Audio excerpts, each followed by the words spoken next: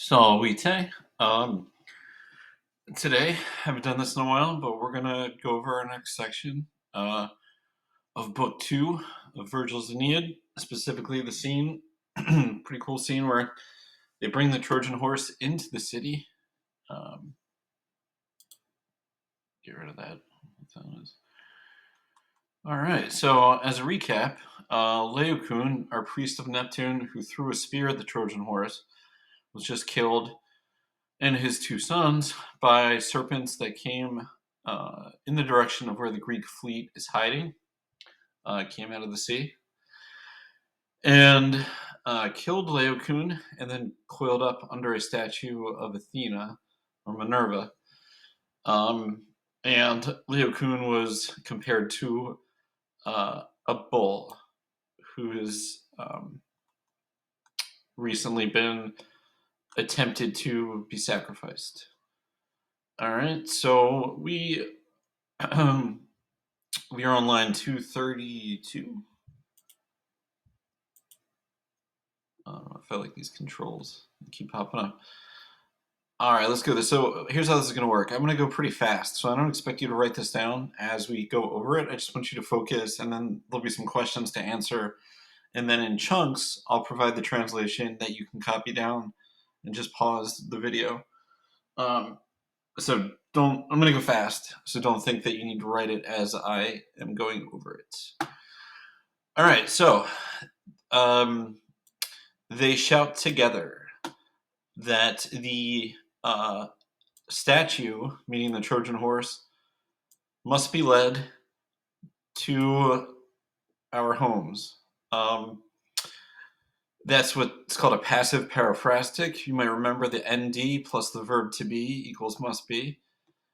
But Virgil leaves out the se, which you would normally see here. So they shout together that the statue must be led to our homes, and the divinity or the divine power of the goddess must be begged for, or must be beseeched. All right, so the they here is the Trojans who witnessed all this. So everybody wants and thinks it's imperative that they bring the horse into the city. All right, remember, this is Aeneas telling the story, so he uses a lot of first-person verbs. So he says, we divide the walls, and we open the walls of the city, or we stretch the walls of the city. Two words for walls here. Also note the ABBA word order. We divide the walls and we open the walls of the city. Everyone prepares, it's a weird verb, for the work, and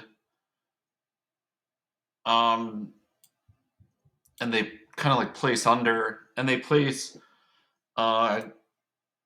gliding wheels under the feet.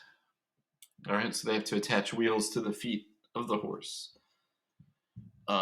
And they stretch like toe chains or toe cables on its neck.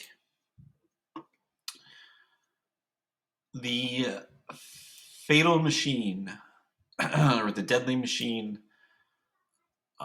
climbs the walls. It's not really climbing it, but the fatal machine climbs the walls, pregnant with arms. No relation to the cheese here, which I thought originally for a long time, but more related to the word fetus. And if you remember, when we first introduced book two, we talked about how there's a lot of pregnancy imagery in this section, because the Trojan horse literally has people inside of it, and in nighttime it's going to give birth, but through these actions Troy falls, and then Aeneas is tasked with relocating the Trojans in Italy and essentially birthing the Roman race. So anyway, that was the fatal machine climbs the walls, pregnant with arms. And this part's pretty tragic. Boys and unmarried girls. Inupti means unmarried. You see like the word nuptial in here. Sing. Boys and unmarried girls sing sacred usually like sacred songs around it, and they rejoice to touch the rope with their hands.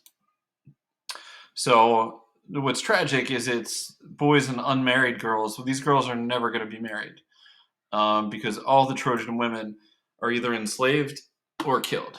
Um, I mean, some survive with Aeneas, but for the most part, all of these children are not going to have uh, a good fate. So let's plow ahead.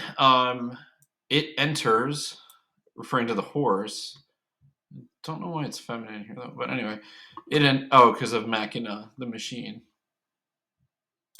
It's referring to that. So anyway, it enters and menacingly it glides into the middle of the city, Media Urbi.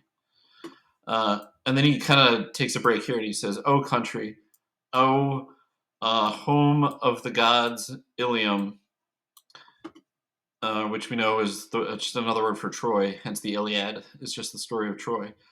And so, "O country, O home of the gods, Ilium, and the walls of the Dardanians, renowned in war." Dardanians, another word for Trojans. 4 times, and this part's almost comical. 4 times it stops on the threshold itself of the gate, and 4 times the weapons in the belly gave a sound.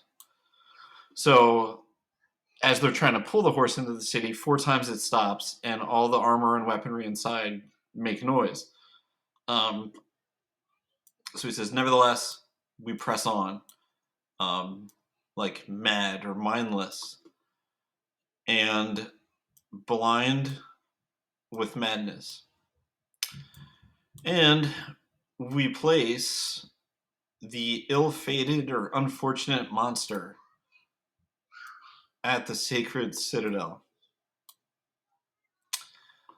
Then even Cassandra opens her mouth with the future fate, with future fates. The word order is all over the place here. Never believed by the Teucrians, referring to the Trojans, never believed by the Teucrians by order of a god." So this is a cool, tragic character. Cassandra is a princess of Troy. She's a daughter of Priam, and she was a priestess of Apollo.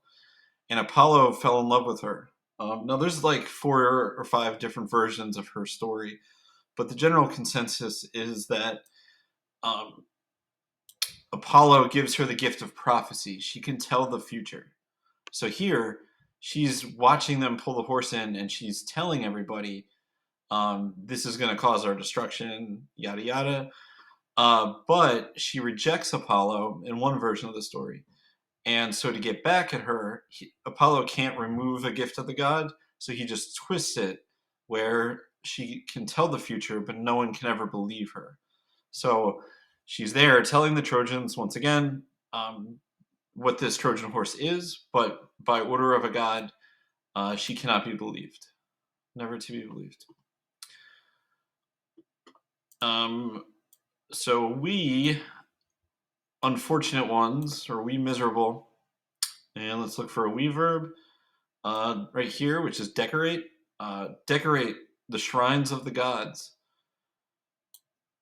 I should have done this earlier, but anyway, we unfortunate ones, for whom, and this is one of my favorite phrases, for whom that day was the ultimus, the last. So we unfortunate ones, for whom that day was the last, decorate the shrines of the gods with festive foliage or like wreaths, I guess, throughout the city. All right, so that's how they bring the Trojan horse into the city. They put wheels on it and rope. Everyone rejoices around it and thinks it's awesome. And they even sing sacred songs. But tragically, it stops. It makes the sound of weaponry.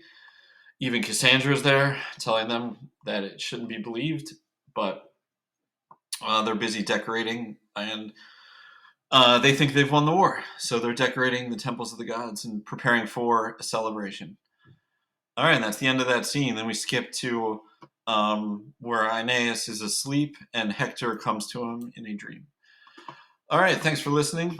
Don't forget to hit subscribe.